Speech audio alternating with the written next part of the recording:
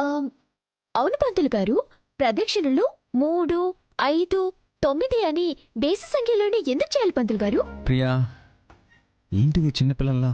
మీకు తెలుసా? తెలీదు. అయితే పూజారి గారినే అడిగి తెలుసుకుంటాను. పూజారి గారు మీరు చెప్పండి. సృష్టిని నడిపించే కారణ సంభూతులను, అందుకు కారకులను భగవంతుడు బేసి సంఖ్యలోనే ఏర్పాటు చేశాడు. ఉదాహరణకు త్రిమూర్తులు, పంచభూతాలు, సప్త ఋషులు, సప్త సముద్రాలు, నవగ్రహాలు, నవవిధ భక్తి మార్గాలు, వీటన్నిటికీ ప్రతీకగా మనం బేసి సంఖ్యలోనే ప్రదక్షిణలు చేస్తే మనకు ప్రతిఫలం దివ్యంగా ఉంటుంది. చూసారు శ్రీవారు, తెలియని విషయాలు ఇలా అడిగి తెలుసుకోవాలి. అయితే మనం 9 ప్రదక్షిణలు చేద్దాం. అమ్మా, మళ్ళీ చెప్తున్నాను, ప్రదక్షిణలు పూర్తి చేయకుండా మధ్యలో ఆపకూడదు. అది చాలా అరిష్టం. తప్పకుండా పూజారి గారు, మీరు చెప్పినట్టుగానే పూర్తి చేస్తాం.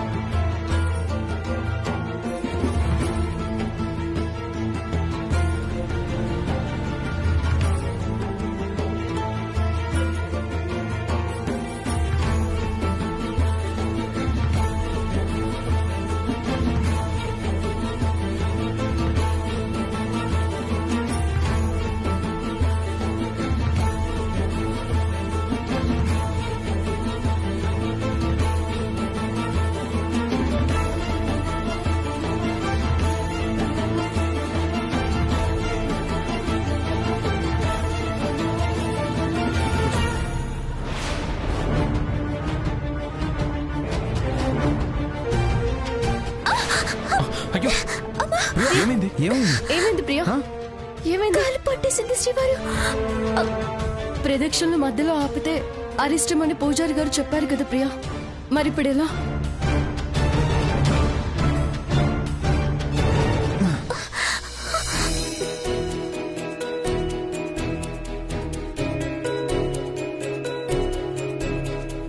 నా మీద కోపంతో నా చెల్లెల్ని పెళ్లి చేసుకున్న అమర్ ప్రియతో కలిసిపోతాడో లేదో, బాగా చూసుకుంటాడో లేదో అనుకున్నాను.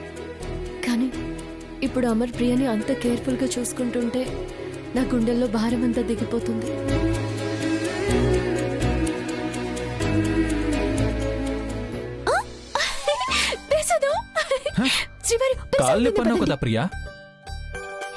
అదేంటో చెప్పనా, మా శ్రీవారు ఎత్తుకోగానే కాలు నొప్పి మటుమాయమైపోయింది.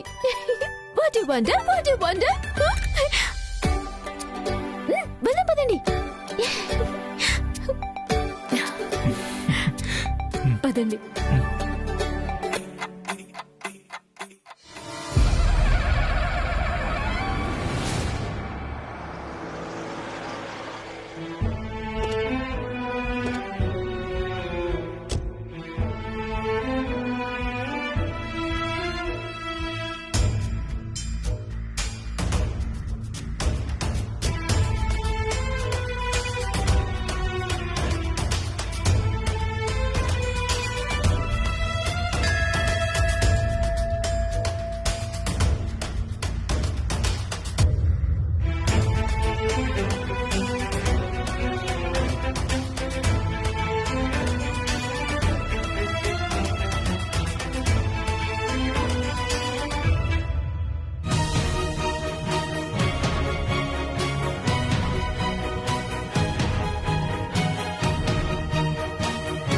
పూజారి గారిని పూజ ఎలా చేయాలి అని అడుగుదాం అనుకుంటే ఆయన చాలా బిజీగా ఉన్నట్టున్నారు. ఇప్పుడు ఏం చేద్దాం ప్రియా? అక్క, అక్కడ ఒక పెద్ద ముత్తైదు ఉన్నారు, ఆవిడ అడుగుదామా?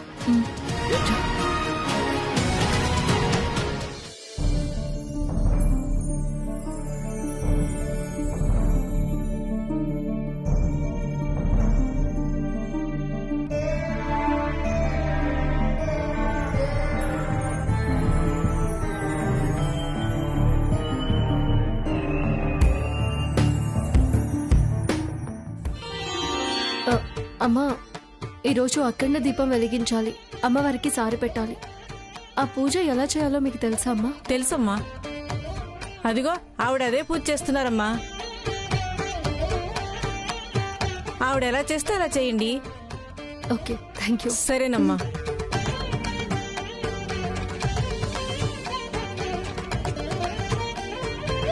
అక్క కూర్చో.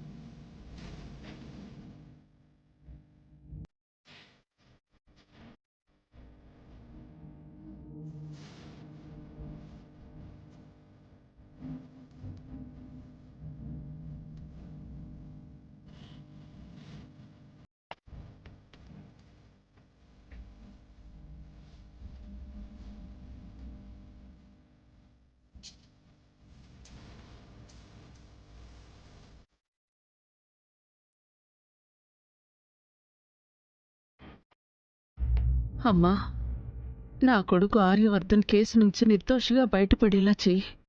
అందుకు నేను సమర్పించే సారే ముక్కు పుడక అఖండ దీపం సమర్పించి ఈ మొక్కును చెల్లించుకో.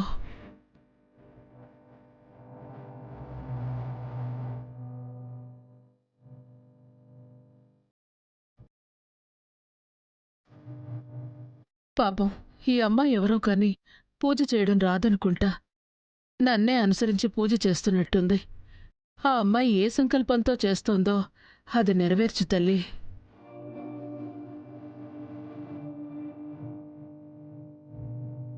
అమ్మవారికి చేతి మీద హారతిద్దామనుకున్నాను, కాని నన్ను చూసి ఆ అమ్మాయి కూడా హారతిస్తే చేయి కాలిపోతుంది. నేనివ్వకపోవడమే మంచిది. నన్ను క్షమించమ్మా.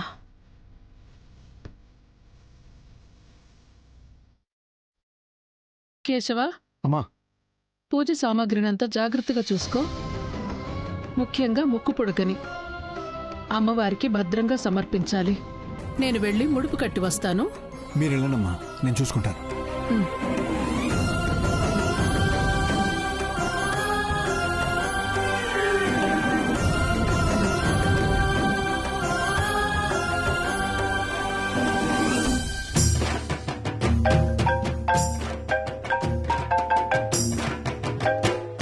హలో,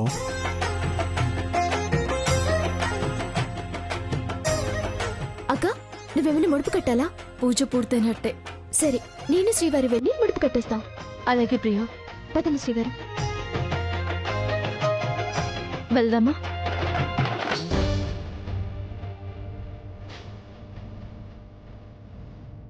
ఏమండి, ఒక్క నిమిషం.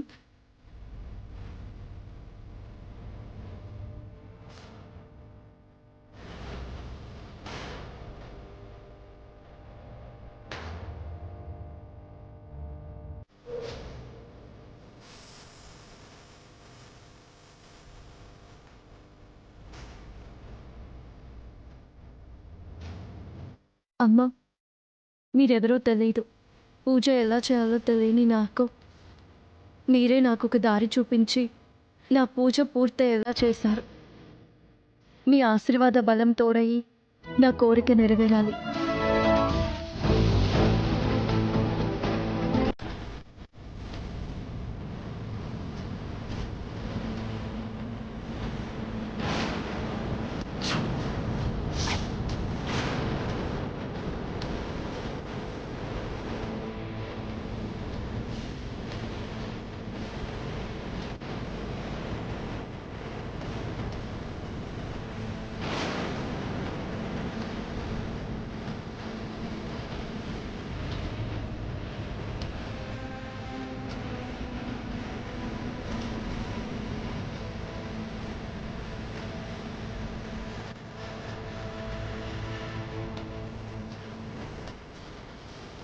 పాపం ఎవరిదో ముక్కు పుడక పడేసుకున్నట్టున్నారు. ఆ, ఏమండి, ఎవరో ముక్కు పుడక పడేసుకున్నట్టున్నారు. అయ్యో కనుక్కుందాం పద.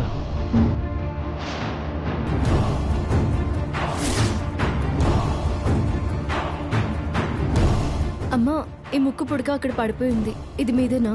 మాది కాదు మేడం. కాదంట. ఏమండి, ఈ ముక్కు పుడక బయట దొరికింది. ఇది మీదేనా? మాది కాదమ్మా. ఎవరు మాది కాదు అంటున్నారు.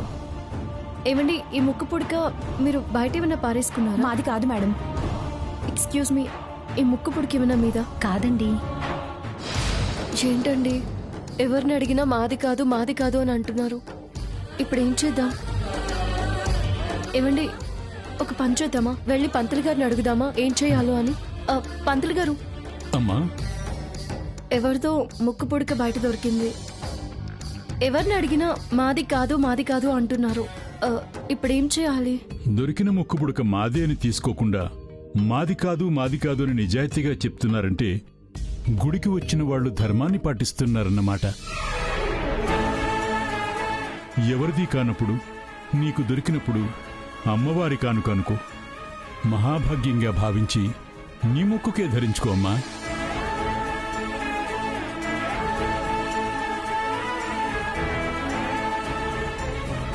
నన్ను పెట్టుకోమంటున్నారేంటండి పంతులు గారు? దొరికిన ముక్కు పుడక నేను పెట్టుకోవడం తప్పవుతుందేమోనండి. అమ్మవారి కానుక అని పూజారి గారు చెప్పారు కదా, పెట్టుకో, ఏం కాదులే.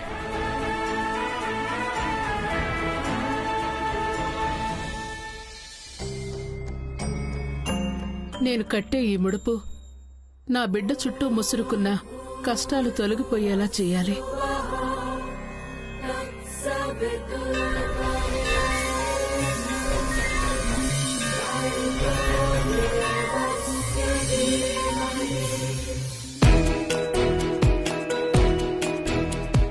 అయినా ఇప్పుడు ఈ ముడుపు దేనికోసం కట్టాలనుకుంటున్నావు?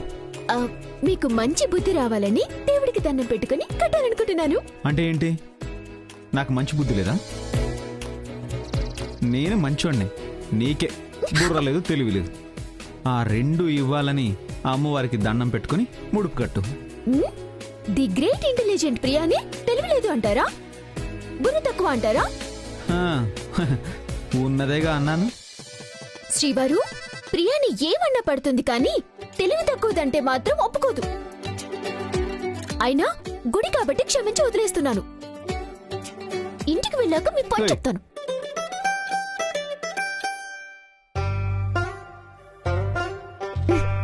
హలో శ్రీవారు, అలా నుంచిన బదులు నన్ను ఎత్తుకోవచ్చు కదా? ద గ్రేట్ ప్రియా అన్న చేసుకో. ఎత్తుకోండి శ్రీవారు.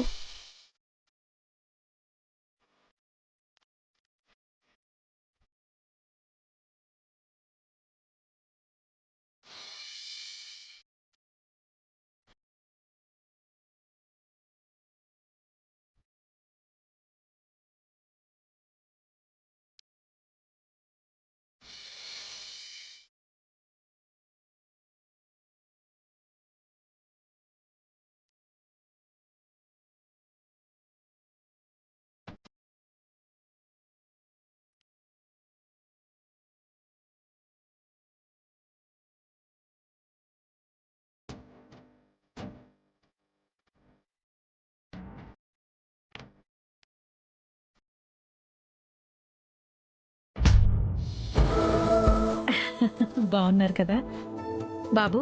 మీ జంట చూడముచ్చటగా ఉంది. అమ్మా, నీలో లక్ష్మీ కళ ఉట్టి పడుతోంది. బాబు, ఈ అమ్మాయిని పెళ్లి చేసుకోవడం నీ అదృష్టం.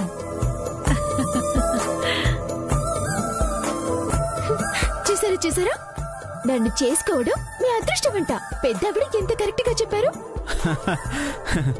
అసలు నీ గురించి తెలియక అలా చెప్పుంటది ప్రియా. ఏంటి శ్రీవారు మీరు? మొక్కుకోండి. తల్లి, మా అక్క మొక్కుని తీసుకుని తన కోరికను తీరుస్తున్నాం. అక్క వాళ్ళ అత్తగారు, అక్క జహాపన ఎప్పుడూ బాగుండాలి. అమ్మ కూడా బాగుండాలి.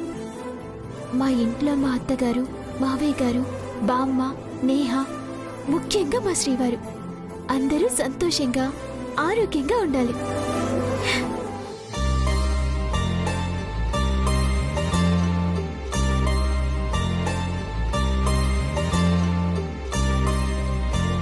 ప్రియా, అమ్మవారికి ఏమని దండం పెట్టుకున్నావు? నువ్వెప్పుడు బాగుండాలని దండం పెట్టుకున్నావా? శ్రీవారు, నేనంటూ ప్రత్యేకంగా ఏం లేను. సరదాగా అల్లరి చేసే నాలో ఇసుమంత కూడా స్వార్థం లేదు. మన కుటుంబం, అక్క వాళ్ళ కుటుంబం, అమ్మ, మీరంతా కలిస్తేనే ఈ ప్రియ. మీరందరూ బాగుంటేనే నేను బాగుంటాను. అందుకే మీరందరూ బాగుండాలని కోరుకున్నాను. శ్రీవారు, ఇప్పుడే కాదు, ఎప్పుడు కూడా దేవుణ్ణి నా గురించి అడగను. మీ గురించి మాత్రమే వేడుకుంటాను. నువ్వెంత మంచిదాని ప్రియా. అస్సలు కల్మషం లేదు నీలో. నువ్వెప్పుడు ఇలాగే ఉండాలి. శ్రీవారు, వెళ్ళవా?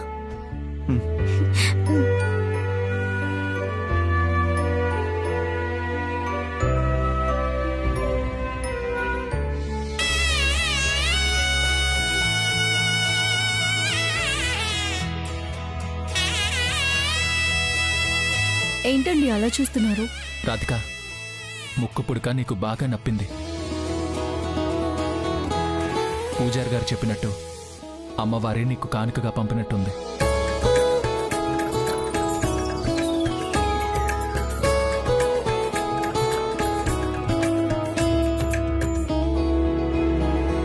పద కేశవ, అమ్మా. గుడిలోకి వెళ్ళి మిగతా కార్యక్రమాలు పూర్తి చేద్దాం. అలాగేనమ్మా.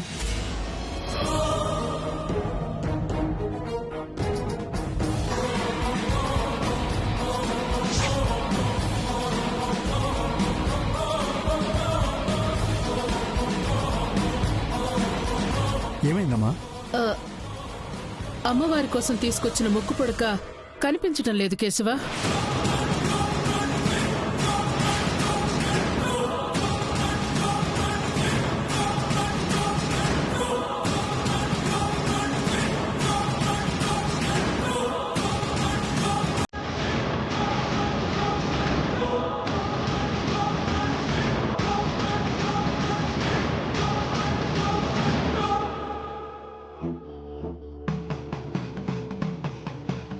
ఆ ముక్కు పుడక ఎక్కడిది?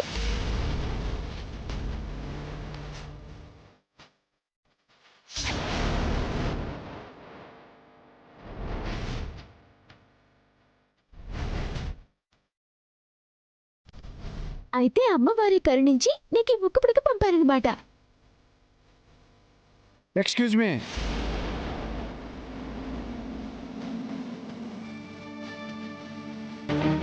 నువ్వు పెట్టుకున్నది కనకదుర్గమ్మకి సమర్పించడానికి మేం తెచ్చిన ముక్కు పుడక.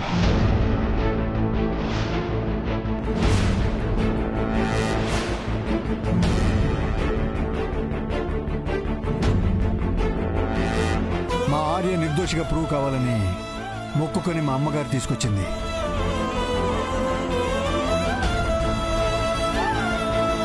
ఆ ముక్కు పుడక నీ దగ్గరకు ఎలా వచ్చింది? నాకు అక్కడ దొరికిందండి.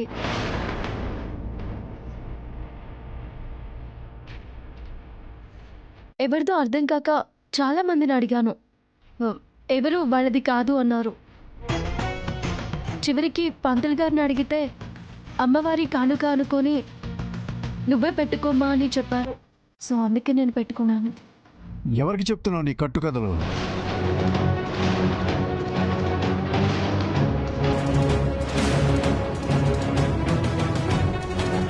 నేను చూస్తూనే ఉన్నాను.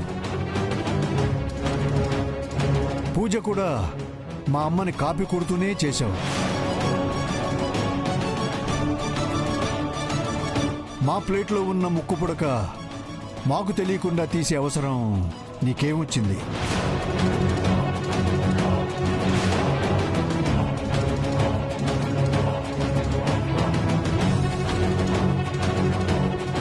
ఏమండి, ఏం మాట్లాడుతున్నారు మీరు?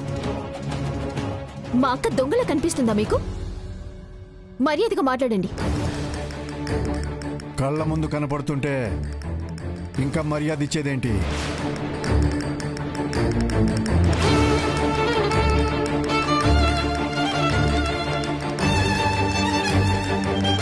ముక్కు పుడకైతే తనంతట తానుగా మీ దగ్గరికి నడుచుకుంటూ రాలేదు కదా. చూడండి, తను Shakuntala group of companies chairman Shakuntala Devi గారి కోడలు.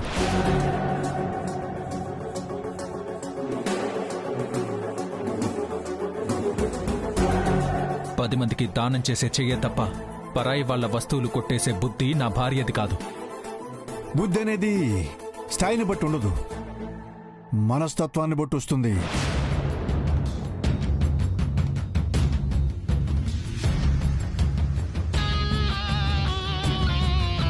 క్లియర్గా మా ముక్కు పుడక మీ వైఫ్ దగ్గర కనిపిస్తుంటే కూడా తప్పు చేయలేదని మీరు ఆర్గ్యూ చేస్తుంటే చాలా సిల్లీగా ఉంది. తనకు దొరికిందని క్లియర్గా చెప్పాక కూడా మీరెందుకు నోటికొచ్చినట్టు మాట్లాడుతున్నారు? ముందు ఎవరు ఎలాంటి వాళ్ళు తెలుసుకుని మాట్లాడండి. Your crossing your limits.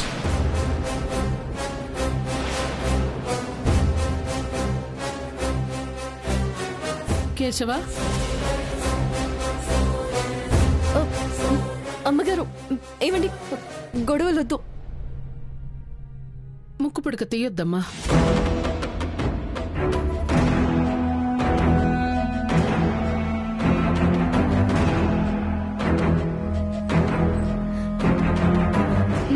నేను మీ ముక్కు పుడకని దొంగతనం చేయలేదమ్మా. నిజంగానే నాకు అక్కడ మనం పూజ చేసిన దగ్గర దొరికింది. మాట అబద్ధం చెప్పినా కళ్ళెప్పుడు నిజాన్ని చెప్తాయి.